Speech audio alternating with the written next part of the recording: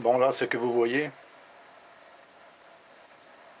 c'est l'étape où j'ajuste la longueur de poignée, la longueur de la poignée de ma canne, de cette canne, qui sera la mienne, à la longueur de mon avant-bras. Donc là, j'ai 39 cm. 39 cm.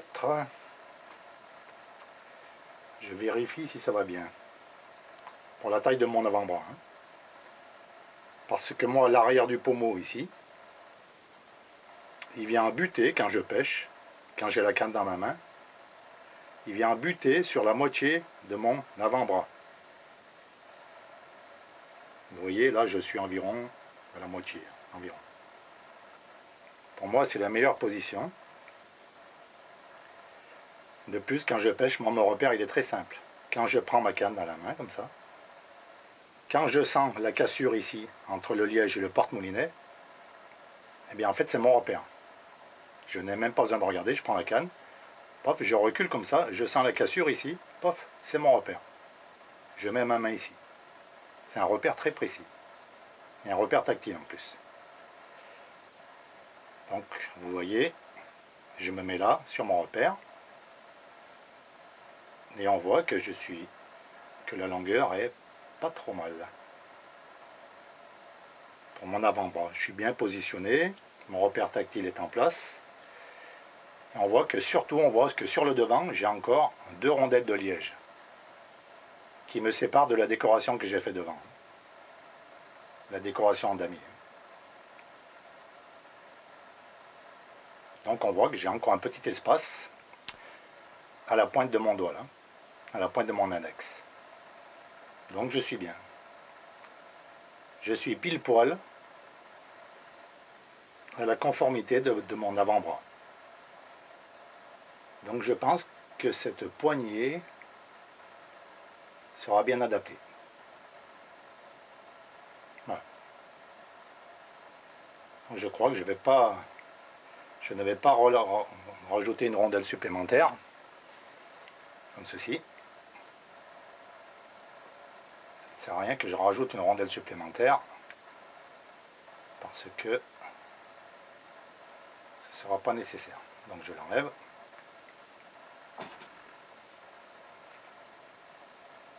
Voilà.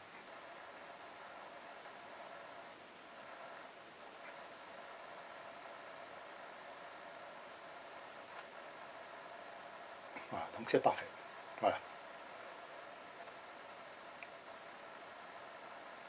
Alors j'ai percé toutes les rondelles au rameur là. C'est un outil qui sert à percer les rondelles, c'est un outil conique qui s'adapte à la conicité aussi du blanc. Ici j'ai mis 2 rondelles pour faire mon damier. Ensuite une rondelle liège, couleur naturelle. Une rondelle couleur marron foncé. Voilà, pour faire un petit dessin. Une autre rondelle liège. Une autre rondelle foncée, une rondelle liège, et une troisième rondelle foncée. Voilà. Ensuite les autres rondelles. Sur le haut de la poignée, j'ai mis 3 rondelles pour faire mon damier. 1, 2, 3. Ce sont des rondelles que j'ai faites à la main. Je prends, comme moi j'ai une rondelle couleur liège, une rondelle marron, je les coupe avec une scie d'horloger, très précise. Ensuite je les recolle, je les ajuste bien entendu. Et pour finir, je mets une petite rondelle de décoration, pour finir le haut de la poignée. Voilà, et bien maintenant je vais coller tout ça à l'araldite de composants. Je vais mettre sous presse. Et une fois que ce sera sec, eh bien je passerai la poignée autour et je la mettrai je la mettrai à un diamètre de 25 mm. Parce que pour mes grosses paluches, 25 mm, je trouve que c'est bien. J'ai une très bonne préhension avec un diamètre de 25 mm. Voilà. Allez, maintenant on va pratiquer au collage.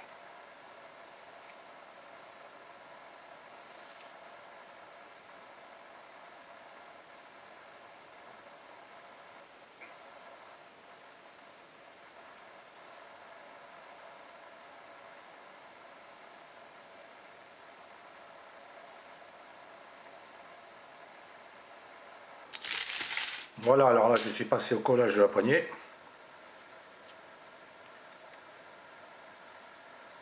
Après avoir ajusté à la perceuse toutes les rondelles pour les positionner correctement sur la poignée et à la longueur que je désirais. Alors bien sûr on colle toujours la rondelle, la dernière rondelle qu'on vient de mettre, hein, sur sa face supérieure. On met de la colle aussi sur le blanc sur 1 ou 2 cm comme ceci. Et on présente la prochaine rondelle. Avant de démonter la poignée, pour la coller, d'enlever les rondelles de liège, j'ai marqué toute la poignée en long comme ça au feutre. J'ai fait un trait noir au feutre. Voilà. C'est-à-dire, c'est qu'en mettant les rondelles, comme ceci, elles sont toutes alignées. Et elles s'emboîtent le mieux possible les unes dans les autres. Voilà. Si c'est pas droit, je les mets droites comme ça. Je les aligne bien. Comme ceci.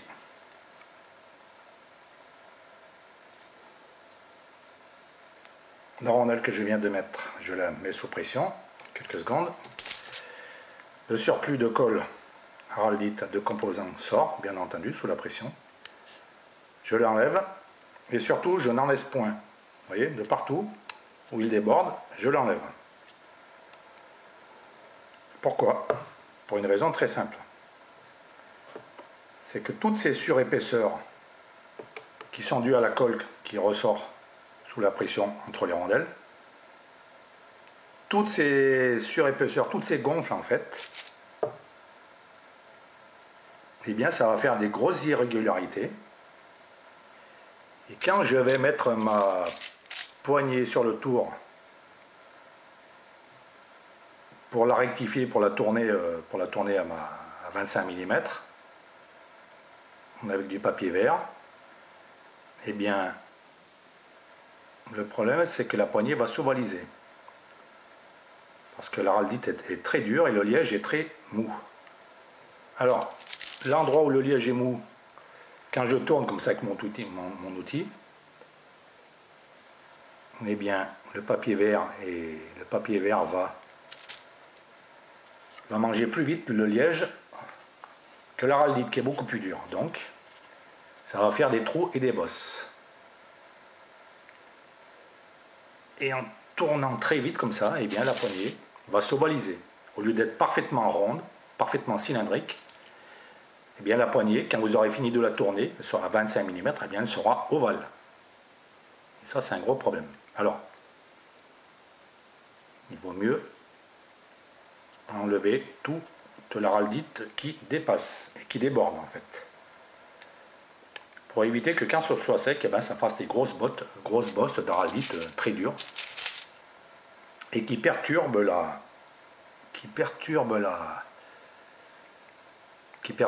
quand on tourne la poignée avec du papier vert pour la mettre au diamètre final. Pour ça, il faut faire très attention. C'est vrai qu'il faut penser un peu à tout, hein. Autrement on risque d'avoir des sérieux problèmes.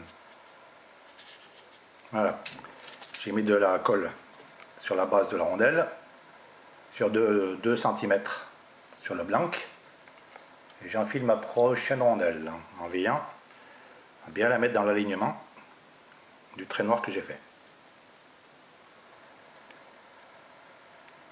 J'appuie très fort, voilà, toute la colle déborde. J'enlève le surplus, de ce surplus je m'en sers pour le poser sur la rondelle du dessus, où l'autre va venir se coller contre. Et voilà, et ainsi de suite, jusqu'à la fin de la poignée.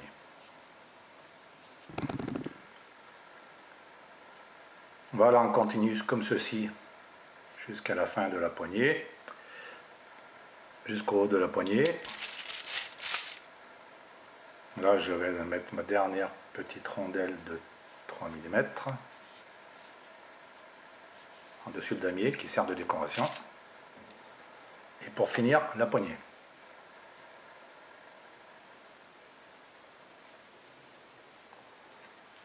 Je sélectionne l'endroit où je veux la mettre. C'est-à-dire, vu de dessus, je mets l'endroit qui sera le plus joli. Voilà, là ça me semble pas mal. Voilà.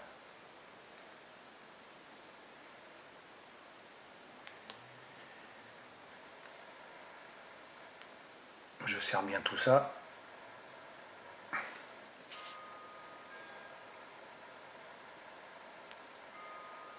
Voilà.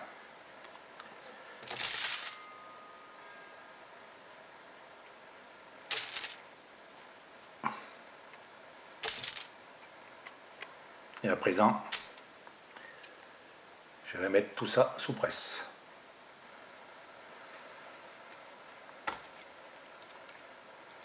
Voilà, alors, avant de mettre sous presse, on donne un coup de chiffon avec de l'acétone dessus. L'acétone va permettre de tout enlever les résidus de colle qu'il y a, comme l'on a mis en mettant les rondelles. Voilà. Comme ceci, c'est parfait. Bon, voilà, on met la poignée sous presse. C'est-à-dire qu'on encastre entre deux planchettes de bois qui sont percées au milieu et deux tiges filetées qui retiennent le tout. Tout ça serré par des écrous.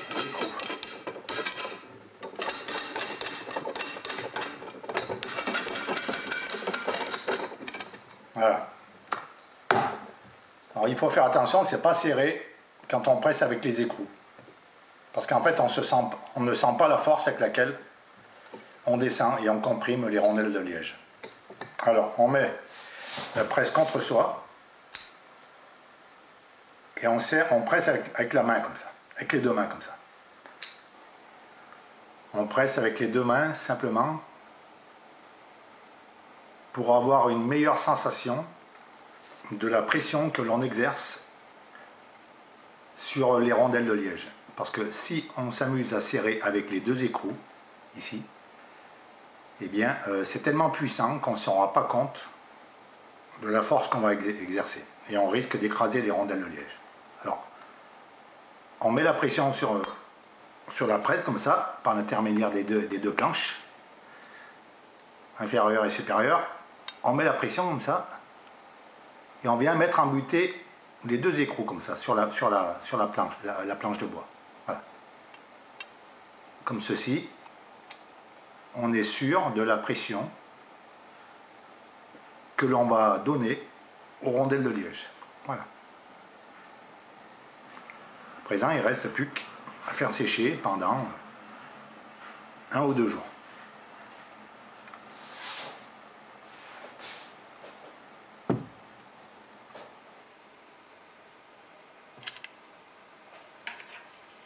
Voilà, alors la poignée est à présent sèche.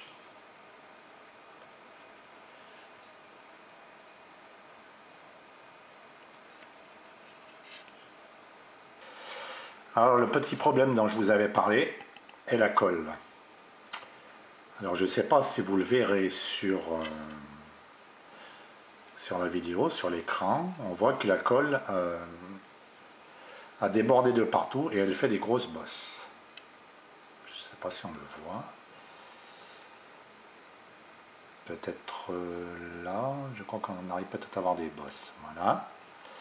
Alors le problème qu'on a quand on tourne, quand on la fait tourner comme ça, quand on la fait tourner pour la diminuer en diamètre, eh bien, le papier vert, comme ici, la feuille de papier vert, eh bien, suit les bosses. S'il y a une bosse, eh bien, la feuille elle monte. S'il y a un creux, la feuille elle descend. Donc c'est-à-dire quand on tourne comme ça, quand on tourne comme ça, eh bien, notre main, qui est la main qui tient le papier vert,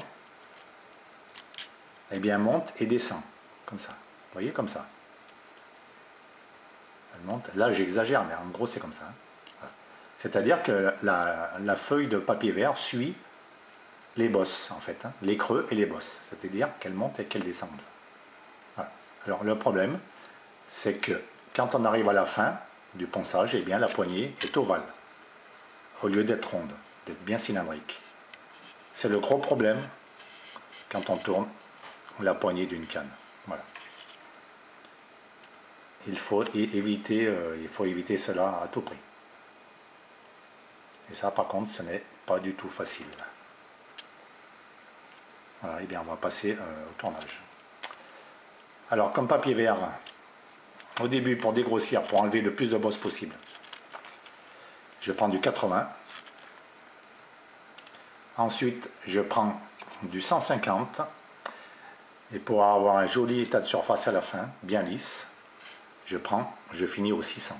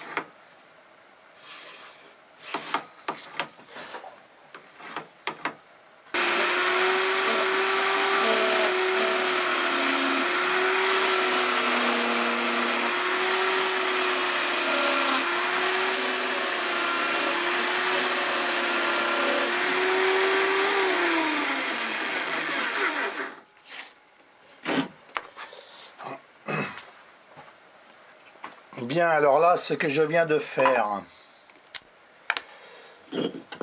je viens de prendre un plan fixe en fait, comme je vous ai expliqué précédemment. Si j'avais enlevé les grosses bosses que faisait la colle avec le papier, je pense qu'on voit là, oui je pense. Si j'avais fait à la main comme ça, hein, je me suis servi du papier à la main comme ça, ou d'une planchette comme ceci pour tenir le papier, eh bien ça aurait suivi les bosses, les creux et les bosses en faisant ça, boum boum boum comme ça. Alors bien entendu la poignée serait ovalisée. En prenant un plan fixe,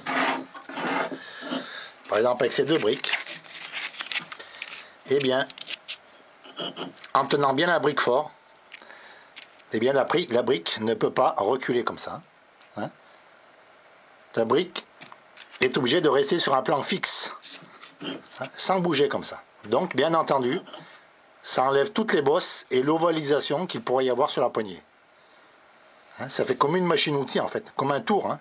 Un tour, bon, ça tourne comme ça, et l'endroit où est fixé l'outil, eh ben, c'est fixe, bien entendu. Donc, ça enlève tout, régulièrement, ça enlève tous les creux et les bosses, jusqu'à avoir une concentricité parfaite. C'est ce que j'ai voulu reproduire avec ces deux briques. C'est-à-dire faire un plan fixe. Voilà. Pour éviter que le papier il monte et il descend comme ça. Hein. Bien qu'il suive les creux et les bosses. Hein.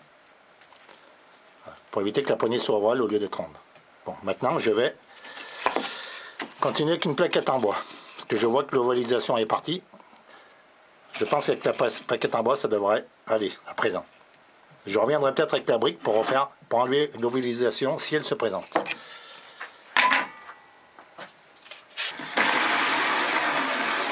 Bon, là, bien entendu, il faut que je tourne de l'autre côté, hein. Avec les briques, je tournais dans le sens des aiguilles d'une montre. Comme j'étais de l'autre côté, hein. Comme à présent, je vais de ce côté. Eh bien, il faut que je tourne comme ça, bien évidemment.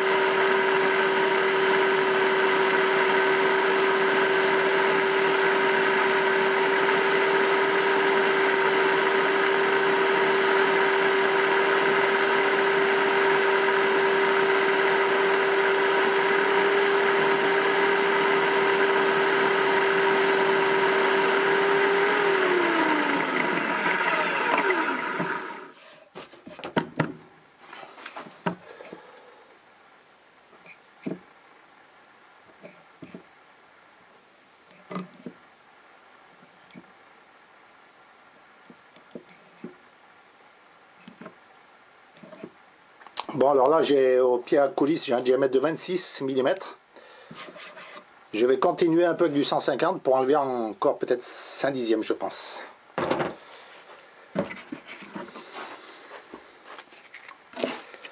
Oui, alors là, j'ai changé de papier, hein. J'ai enlevé le 80, je suis passé au 150.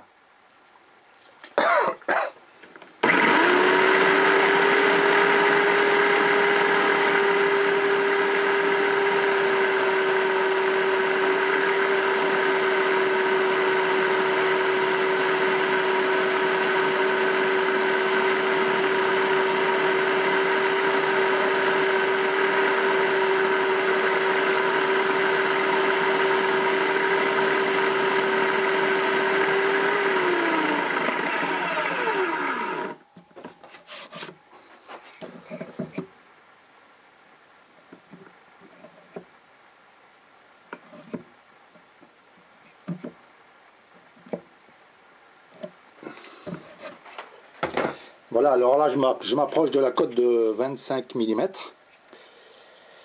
Et je vais finir avec du papier du 600. En grain 600. J'ai commencé avec du 80, ensuite du 150. Et du 600, c'est pour avoir un bon état de surface, c'est pour la finition, hein. Avoir un état très lisse et très joli. Non pas rugueux comme maintenant, hein. Voilà, maintenant on passe à la phase finition, à la mise à la cote finale de 25 mm environ, avec 2-3 dixièmes près, et à la finition à l'état de surface.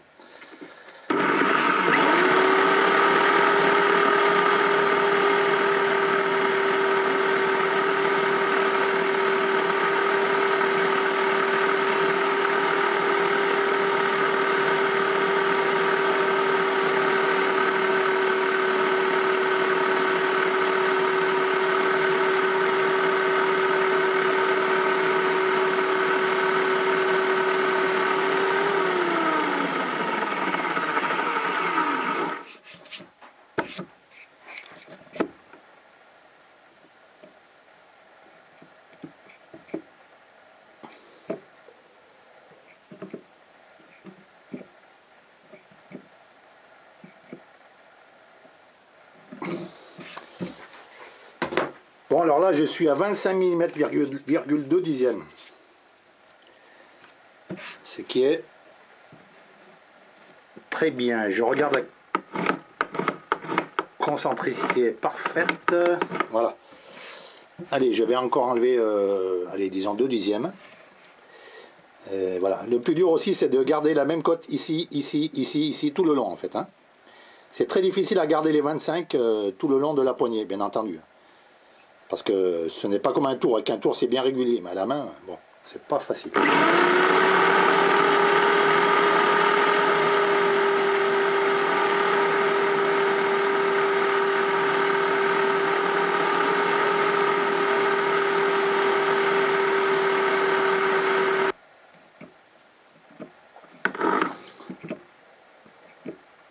Bon, là, j'ai une toute petite bosse ici, là. Je vais l'enlever.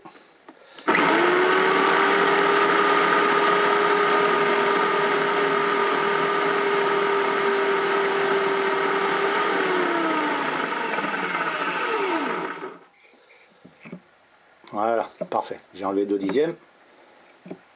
Bon, eh bien. Voilà, bah, je suis à 25 mm. Hein, 25 mm. 25. 24,9. 25. Bon, allez, on va plus rien toucher. Là, je suis aussi à 25. Voilà. Alors maintenant, je vais finir le damier.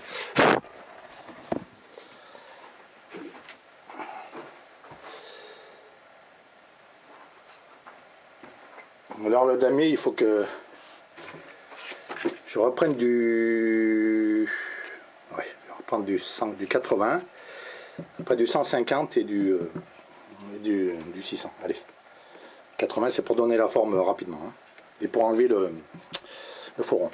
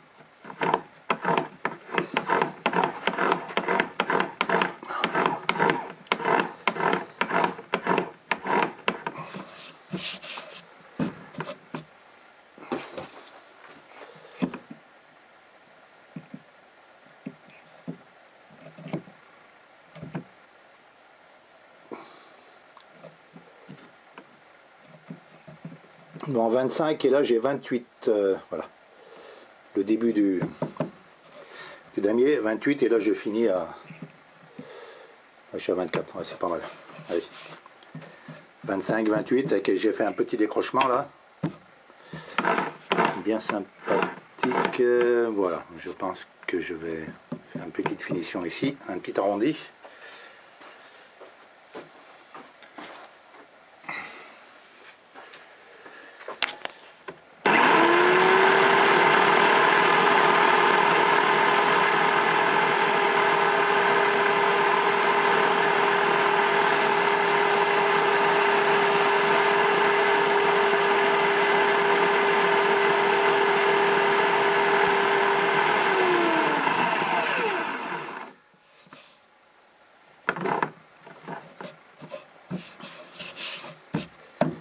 Voilà, bon ben, je pense que le rendu est pas mal. 25 mm, 28 et 24. Ça fait une bonne proportion. Et je pense que la poignée n'est pas ovalisée grâce aux briques que j'ai pris pour stabiliser le papier vert pour ne pas qu'il bouge. Il y a une petite ovalisation, mais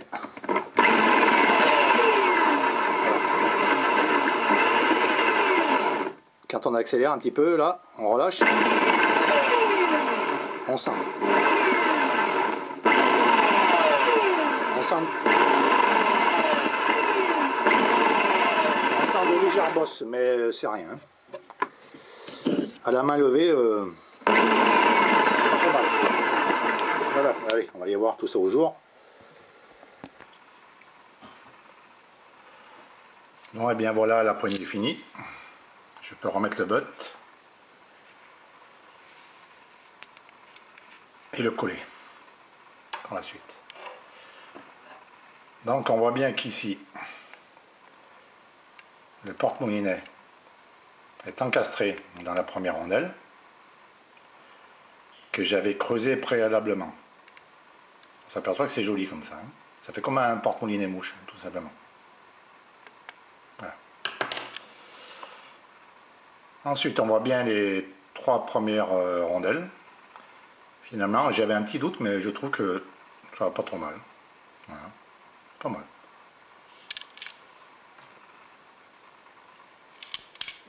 Ensuite, on va vers le damier d'extrémité. Voilà, on voit que j'ai mis un damier.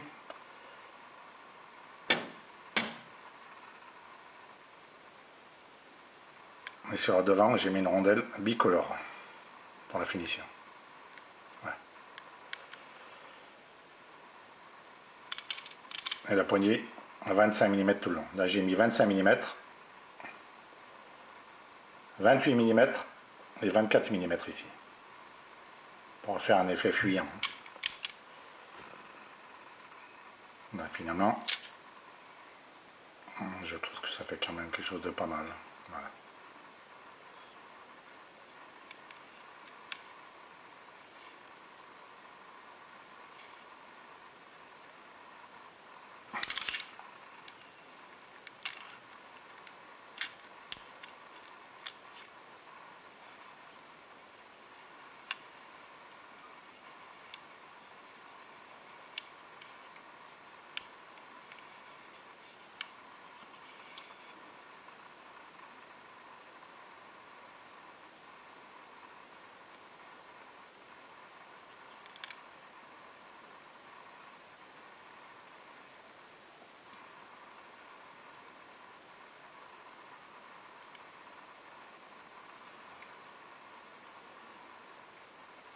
Voilà. Très satisfait du résultat final.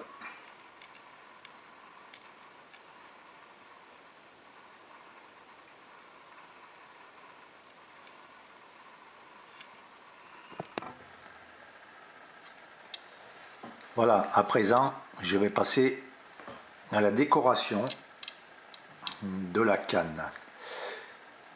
À la décoration du blanc au-dessus de la poignée.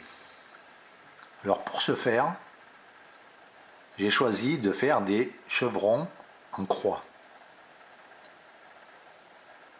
Alors des chevrons en croix, qu'est-ce que c'est? C'est un enroulement de fil très fin, de taille A, que l'on enroule côte à côte, en faisant des croix comme ça, en remontant vers le sommet de la canne. C'est du fil très fin de la taille A. Alors vous imaginez bien que pour faire une petite largeur comme ceci là, le fil vert que l'on voit, il faut faire au moins 20 ou 30 allers-retours de fil. Bien entendu, ça prend énormément de temps. Le plus dur pour faire un damier, c'est bien entendu de coller les petits fils l'un à l'autre. Et de faire qu'ils y restent, parce que souvent les fils s'écartent l'un de l'autre. Alors, ce qui est très difficile, c'est de les faire coller l'un à l'autre. Ensuite, le très gros problème qu'il y a pour faire des chevrons en croix, c'est de garder le bon alignement. C'est-à-dire que vous voyez, tous les croisements de fils comme ça doivent être dans l'alignement du blanc de la canne et dans l'alignement du dessus de la canne.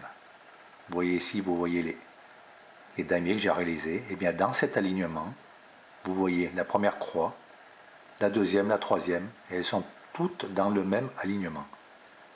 Alors ça, c'est très difficile à réaliser parce que quand on enroule un fil, deux fils, trois fils, quatre fils, cinq fils, six fils, et etc., eh bien, on a tendance à partir sur le côté comme ça, ou sur le côté gauche, ou sur le côté droit, sans s'en rendre vraiment compte. Alors, c'est extrêmement difficile de garder un bon alignement. C'est-à-dire, quand on voit la canne de dessus, il faut que toutes les croix soient dans le même prolongement. Non seulement vue de dessus, mais sur le dessous de la canne aussi. C'est-à-dire, regardez, là je tourne la canne, là on voit l'accroche hameçon, là je suis sur le dessous de la canne, donc pareil, le dessous de la canne de damier, on le voit très bien, on voit que ça fait une sorte de trait, et le long de ce trait, il faut aussi que, vu de dessous, l'alignement des croix soit aussi parfait. Alors, il faut non seulement dessus, un bon alignement, mais en plus dessous. Alors c'est vraiment difficile à réaliser. Voilà, alors j'essaye de faire voir. Je mets ma main devant, c'est-à-dire pour que l'autofocus arrive à faire la netteté, qu'il ne soit pas dans le vide. Je pense qu'on doit voir un petit peu. Voilà, alors là, à chaque coup, je mets un scotch neuf parce que ça me permet de voir le nombre de fils qui partent sur le chevron, sur un chevron, vous voyez. Par exemple, ici, je vois bien qu'il y a juste un fil qui monte. Là, pareil, je vois que sur le chevron de droite, il y a juste un fil qui monte. Donc, ça me donne un repère. Voilà. Alors là, j'ai un fil qui monte à gauche. Alors là, je vais mettre un fil. J'ai un fil qui monte à gauche du chevron. Là, je vais mettre un fil qui monte à droite du chevron. Ça me donne un repère. Parce que les fils marrons sur le scotch blanc, on les voit parfaitement. Donc, on voit exactement le nombre de fils que l'on met à gauche et à droite du chevron. Pour bien que tout s'aligne.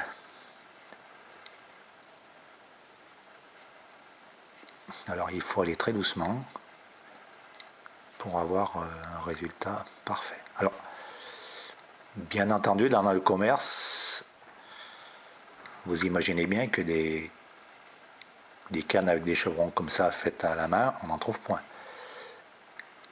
Eh bien pourquoi? Parce que si les artisans s'amuseraient à faire ça, il faudrait sûrement qu'ils mettent la clé sous la porte parce que ça prend beaucoup de temps. Ou alors il faudrait qu'ils vendent leurs cannes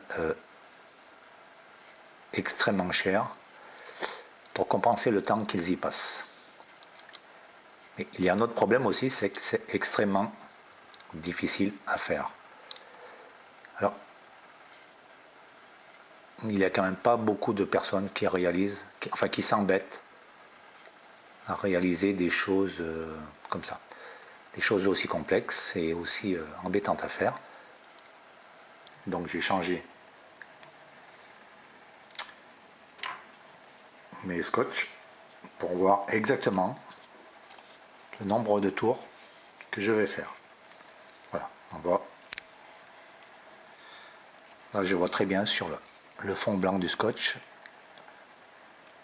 le nombre de tours de fil que je vais effectuer de chaque côté du chevron. Par exemple, je prends ce chevron.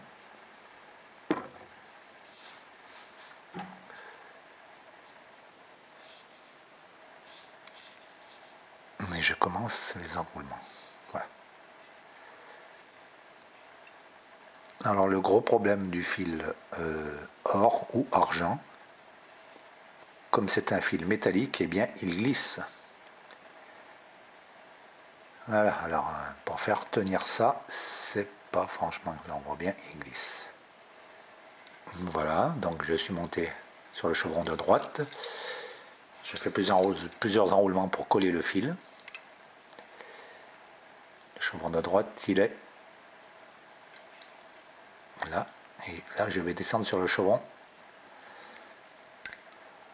de gauche par un enroulement de fil or également. Il faut être très, très précis.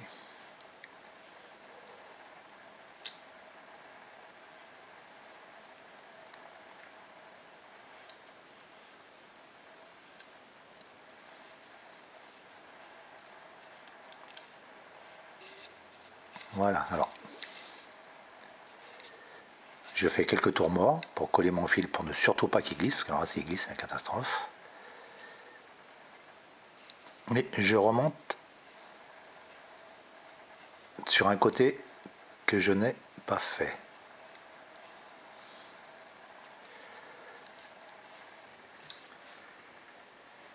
Voilà, alors mon ouvrage est terminé. J'ai bloqué mes fils par des enroulements de scotch bien serrés pour pas que ça se défasse.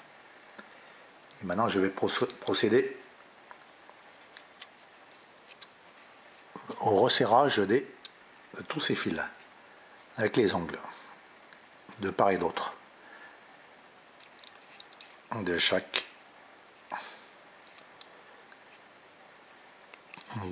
chevron. Alors c'est extrêmement minutieux à faire, il faut y passer beaucoup du temps. Donc je vous donne rendez-vous à tout à l'heure pour voir le résultat final.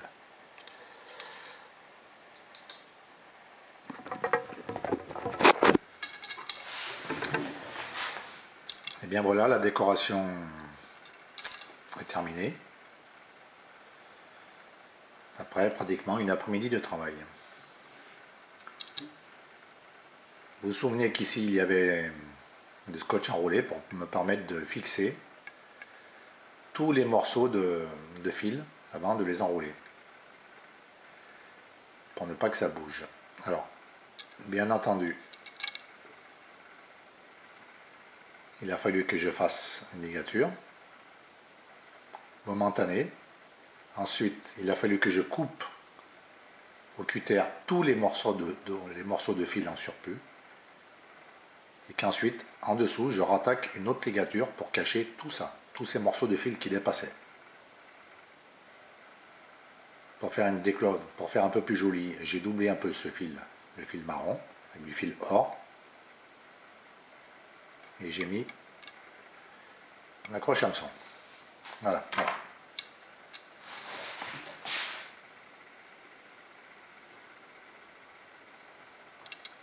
On remonte un peu jusqu'au sommet.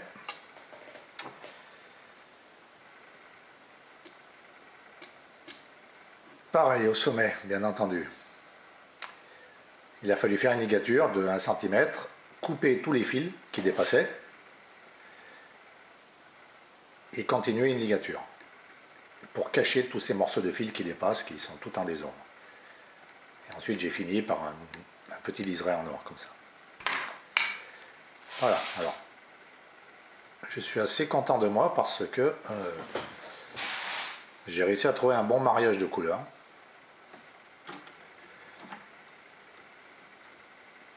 Je pense que sur une canne couleur vert, vert olive, vert bouteille plus exactement brillant, je pense que ces trois couleurs vont pas trop mal. Alors je vais essayer de mettre un peu plus près, je mets ma main devant l'autofocus pour qu'il fasse la netteté, qu'il ne soit pas dans le vide. Voilà.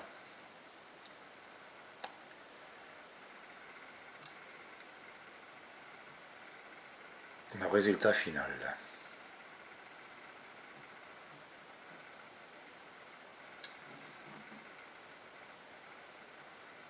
Le sommet de la poignée.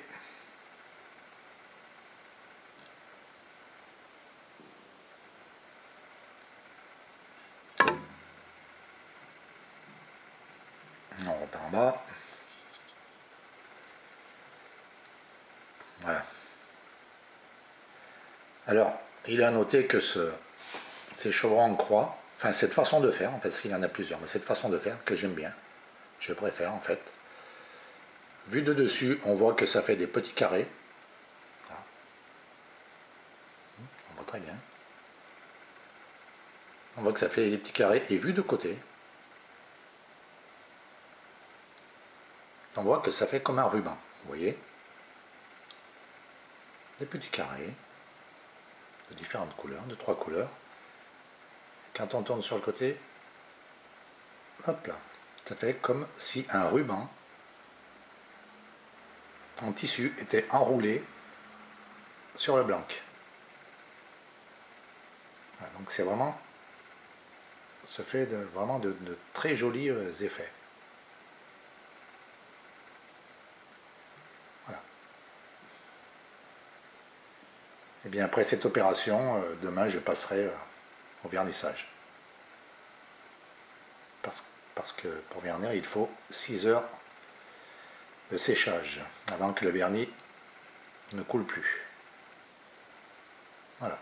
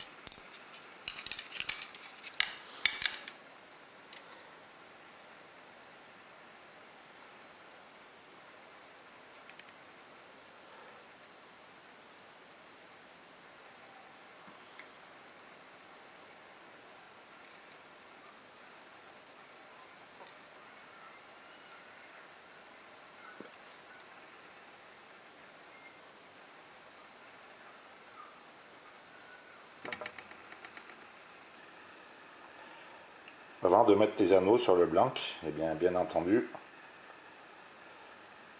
on mesure l'endroit précis où les mettre.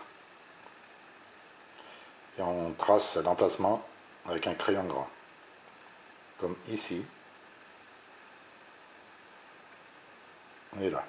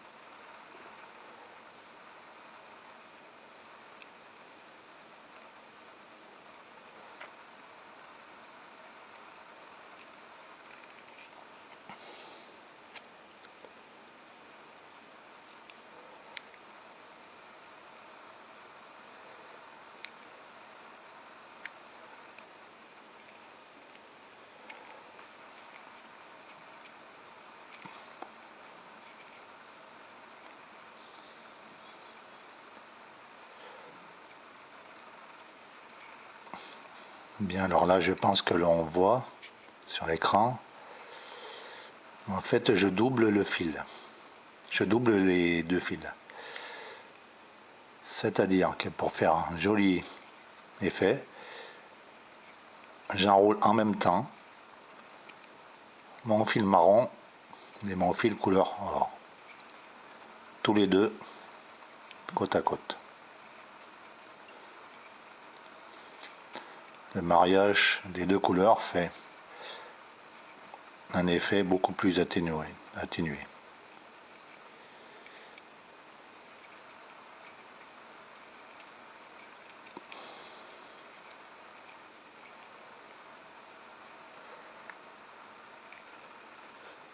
Là, je vais arrêter le fil doré. Je vais couper l'excédent parce que ça ne me sert à rien.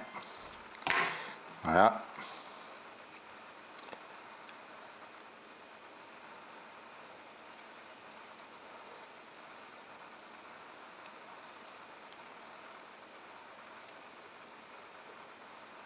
Je passe le fil doré dessous. Et je le reporte de l'autre côté.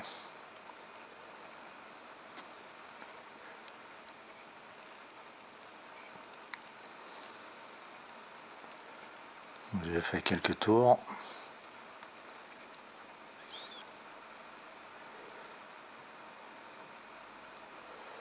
Et je tire dessus.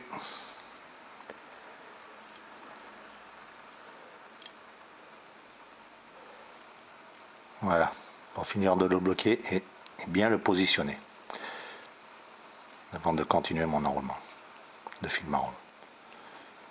Alors là, j'ai arrêté le fil doré.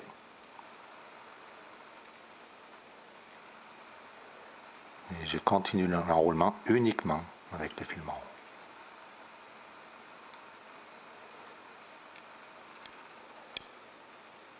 Là, j'avais coupé le fil doré. Voilà, zut.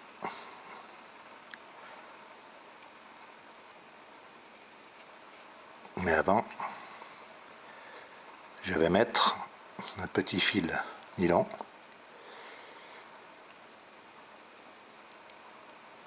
pour pouvoir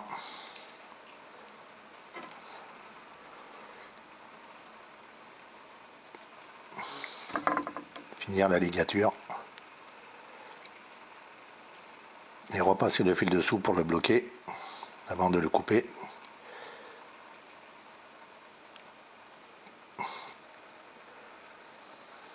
C'est pas trop mal.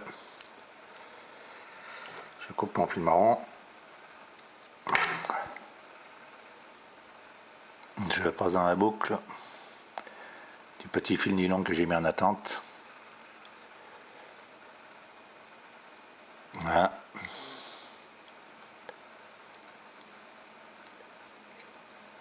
Et je tire. Voilà, pour la faire passer dessous. Voilà, ma ligature est verrouillée. J'ai plus qu'à couper l'excédent. Voilà. Une fois coupé l'excédent, je finis au brunissoir.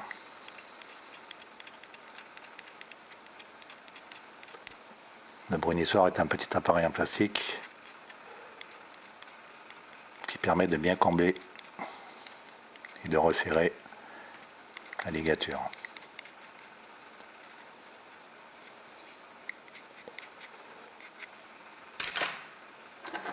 Là, il y a un petit fil qui dépasse, je le brûle.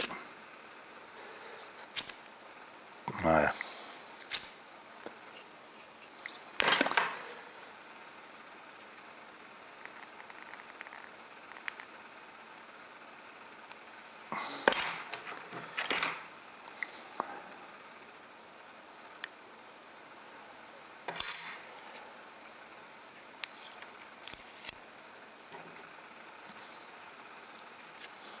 Et voilà, la ligature est finie.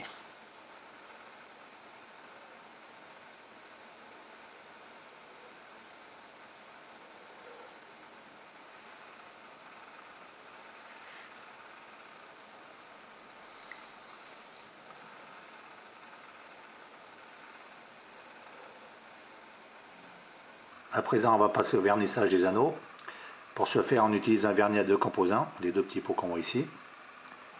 Ce qu'il faut, c'est mettre la même dose très précisément. Pour ceci, on se sert de 2 seringues. Voilà, on met ensuite le vernis dans le petit pot et on tourne pendant 3 minutes, pas moins. Il faut bien que les 2 vernis soient bien mélangés. Bien entendu, quand on tourne, il se crée des petites bulles à l'intérieur. On fait rentrer des petites bulles. Alors pour les chasser, pour les enlever, on tapote le petit pot et on souffle à la surface du vernis pour faire exploser les bulles. Voilà. Tapote.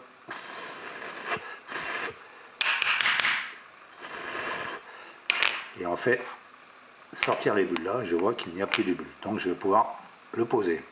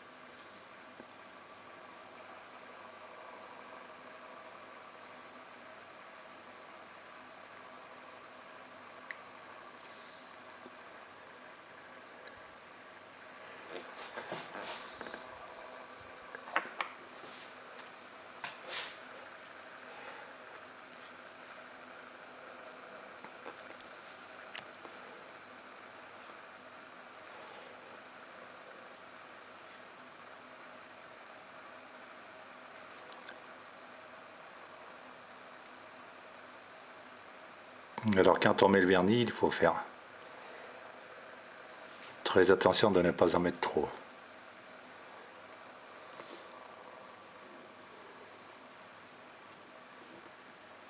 Il faut en fait vraiment juste la quantité nécessaire, c'est tout.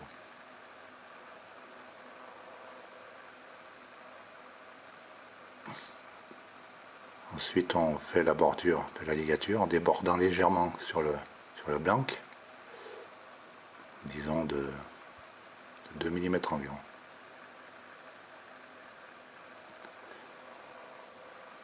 Ensuite on fait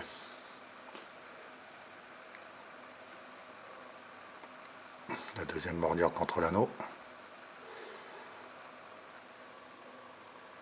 Là par contre il faut mettre du vernis sous la pâte de l'anneau. C'est un peu difficile à faire parce que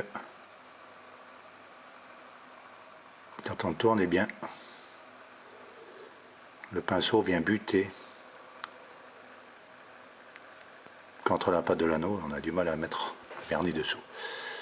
Pourquoi mettre du vernis dessous? C'est pour éviter que l'eau rentre. Qu'elle rentre sous la pâte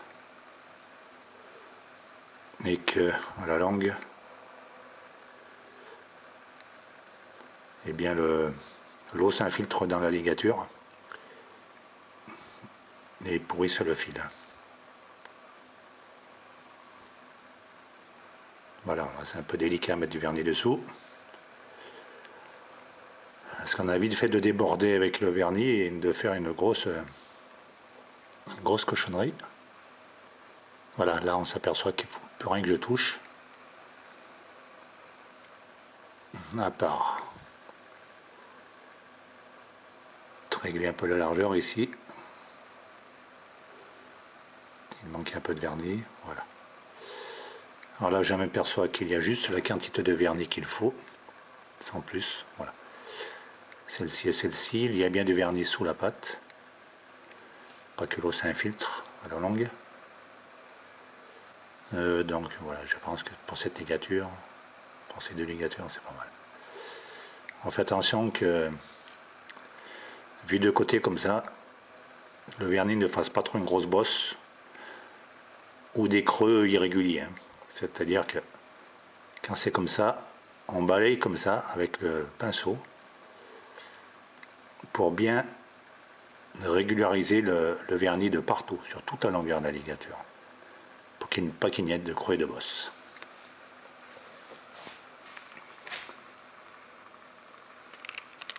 Alors bien entendu, quand on applique le vernis sur les ligatures, eh bien, avec le pinceau, bien entendu, il y a plein de microbules qui rentrent. Alors pour ce faire, on utilise un appareil à débuler, vous voyez. C'est un petit appareil à alcool. Et en exerçant des petites pressions dessus, le petit bec coudé en haut au sommet pousse la flamme sur la ligature et permet de la chauffer. Et par ce fait, de faire exploser les petites bulles d'air qui pourraient se trouver à l'intérieur. Voilà, on regarde bien, si on envoie, voilà, et on la chauffe. Là j'envoie, j'appuie sur l'appareil, ça dirige la flamme vers le vernis, et en chauffant un endroit précis, voilà, là j'envoie une, hop, je dirige la flamme dessus, et la bulle d'air vient de remonter à la surface et d'exploser. Là, il y en a une petite, hop, là, un petit coup de flamme, et la chaleur fait exploser les petites bulles d'air qui pourraient se trouver à l'intérieur de vernis. On passe à l'autre ligature.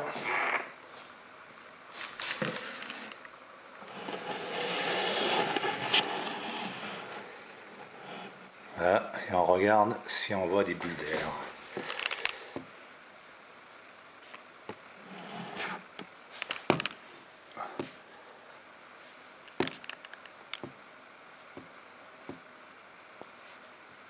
Il y en a une, je viens de la chauffer.